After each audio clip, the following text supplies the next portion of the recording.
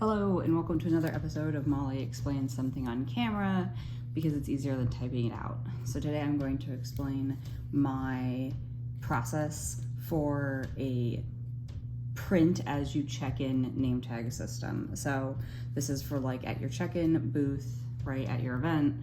And so you probably have name tags, right? And this requires knowing all the names ahead of time. This is one I did recently for an event this last weekend. Or in this way, you have a label maker at your check-in desk and a bunch of blank event cards, name tags. Cool. Okay, so this is the one that I have.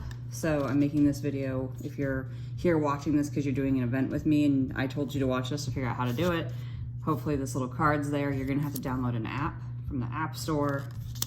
It's Bluetooth. Okay, so Android, iOS, whatever. Okay. So you're gonna download that app on your phone, and then I'm gonna give you the layout instructions, or I will share with you the template, all right? Because there is a share option. Cool. So you've downloaded the app, okay? It should say PM220 in the upper left-hand corner, and it should say connected, all right? Other things, hopefully I gave you like, a roll of labels. You're gonna need scissors, and then you'll probably need like somewhere to plug this in because it's a battery situation. Okay, so you put the labels in the label maker.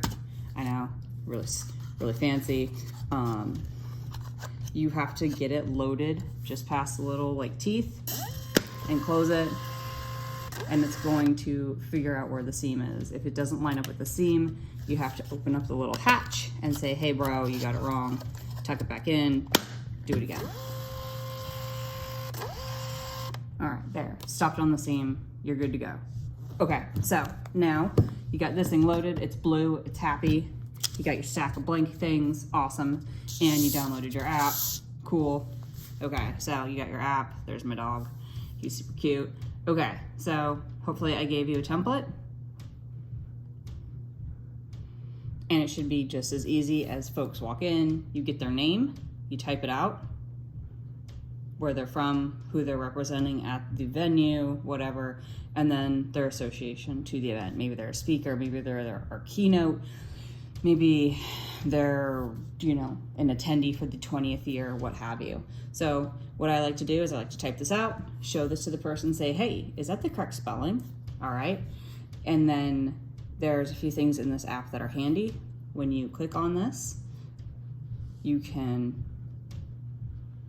double click to edit, right? So to type things out, and then you click confirm. All right, and then like, let's say this got like really skewed and you're like, dang it. Okay, this is all like really intuitive. You tap the element you wanna move, or hit the back button, undo. Okay, when you tap on an element, you can also click this like align situation down here, and then you can ask it to center.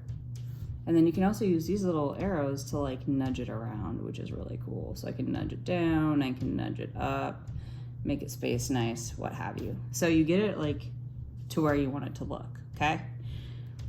This is the style I like. Large first name, full name, last name on the bottom, and then you click print. So in the upper right, you're gonna notice 3F.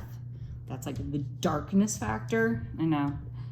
And then blue light, print. If it gives you this warning, it says, oh, you're not using proprietary paper. Okay, Richie, continue printing.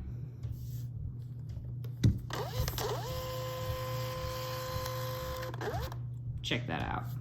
So I don't know why it prints a double label. I'm gonna hopefully problem solve that before our next event, but regardless, there it is. So now, this is why you have the scissors, because they can be a little long. Cut that straight if you want, because you're being extra. Peel it off. You get your blank things, right? Cool. Stick it on there. And voila, you have a name tag. You have a name tag that was made 10 seconds. Hand it to the person along with one of the little blank plastic sleeves, and you're good to go. This way, you don't have to do it all ahead of time. Hundreds and hundreds of misprinted ones. You get the idea. So when you hold them up side by side, I think that's pretty good. You have less font choices on this one, but in the end, it's about the same size. And this is the maximum width of the label, but as you saw, we had some extra room at the bottom. So there you go. There's your instructions. Thanks.